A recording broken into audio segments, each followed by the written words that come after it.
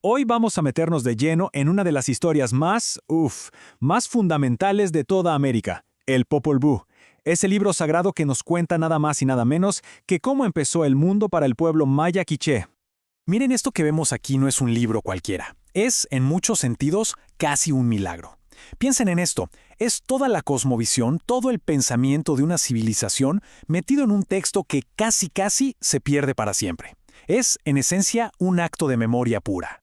A ver, imaginen por un momento que absolutamente todo lo que se sabe sobre los orígenes, los dioses, los héroes de un pueblo, dependiera de que un solo librito sobreviviera.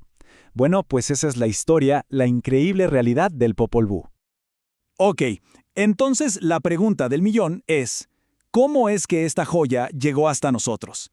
Para poder entender la leyenda que cuenta, primero hay que entender la propia leyenda de cómo sobrevivió este libro. Es una historia increíble. Vámonos al siglo XVIII. Un fraile español, Francisco Jiménez, está en Guatemala y se topa con un manuscrito secreto, por así decirlo. Estaba escrito en lengua quiche, pero usando el alfabeto latino. Se dio cuenta al instante que tenía oro en las manos. Eran los propios quiché quienes habían escrito su historia de la creación para que no muriera, para que no se la llevara el olvido después de la conquista. Y lo que hay dentro de este libro rescatado... Es una historia que arranca en la nada, pura oscuridad, antes de que existiera el sol, la tierra, todo. Y de entrada nos suelta una verdad que, la verdad es bastante humana, que ni los dioses la aciertan a la primera. Resulta que los creadores, los dioses Tepeu y Gucumatz, querían algo muy simple, seres que los recordaran, que los veneraran. Su primer intento, los animales. Pero claro, solo hacían ruido, no podían hablar. Segundo intento, hombres de barro. Pésima idea. Eran débiles, se deshacían con el agua, un desastre. Y el tercer intento, los hombres de madera. Estos ya se parecían más, pero por dentro estaban vacíos, sin alma, sin memoria. Y aquí está la clave de todo. ¿Cuál fue el gran pecado de estos hombres de madera? El olvido. Se olvidaron de sus creadores. Y ese es un tema que vamos a ver una y otra vez en el Popol Vuh. Por esa falta, por no tener memoria ni corazón, ¡pum!, fueron borrados del mapa. Pero bueno, antes de llegar a la creación definitiva, el mundo era un caos. Estaba lleno de seres vanidosos, arrogantes, que se creían la gran cosa y desordenaban todo. Había que limpiar la casa, por así decirlo, y para eso se necesitaban héroes. Y el principal problema tenía nombre, Bucub Caquix, o Siete Guacamayo. Este personaje era pura soberbia. Imagínense, con dientes de esmeralda y ojos de plata, iba por ahí diciendo, yo soy el sol, yo soy la luna, un farsante total. Y su ego era tan grande que literalmente no dejaba que saliera el sol de verdad. Alguien tenía que ponerlo en su lugar.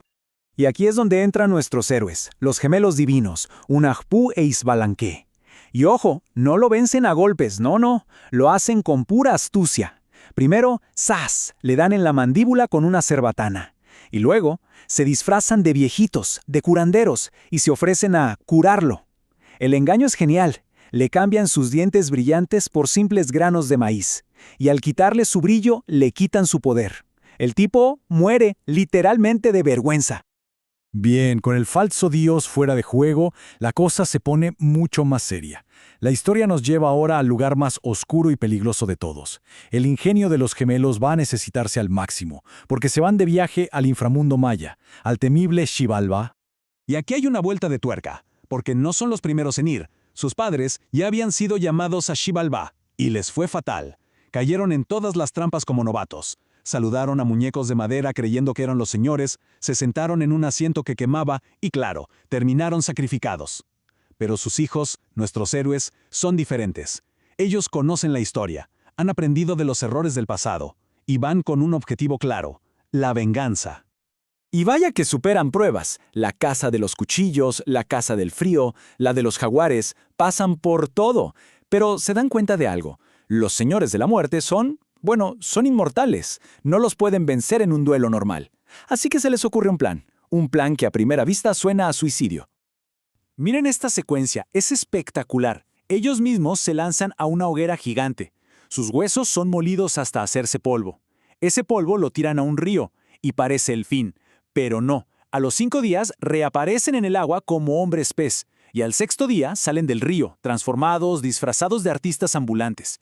Este ciclo de muerte y renacimiento es la jugada maestra.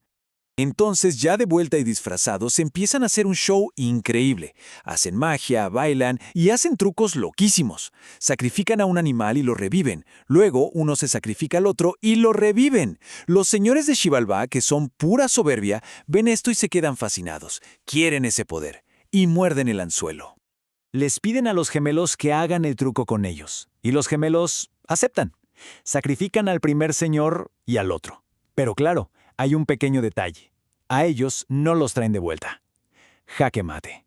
El inframundo queda vencido. La muerte misma fue engañada con astucia. Esta frase lo resume todo a la perfección. No fue una guerra de fuerza, fue una guerra de inteligencia. Los gemelos usaron la propia muerte como un arma para hacer justicia y al final vengar a sus padres. Ok, el mundo ya está en orden. Los impostores, vencidos. Los señores de la muerte, neutralizados. Ahora sí, por fin, el escenario está listo para el gran acto final de la creación. Después de fallar con el barro y con la madera, los dioses por fin dan con el ingrediente perfecto, el maíz. Y es que para la cultura maya, el maíz no es solo comida. Es todo. Es la vida. Es literalmente el material del que está hecha la gente. Es lo que nos une a la tierra, al ciclo de sembrar y cosechar. Y el libro lo describe de una forma bellísima. A diferencia del barro que se deshacía o de la madera sin alma, la masa de maíz les dio músculos, les dio fuerza. Y lo más importante, por fin, estos nuevos seres podían pensar, podían hablar y, sobre todo, podían recordar, podían agradecer a sus creadores.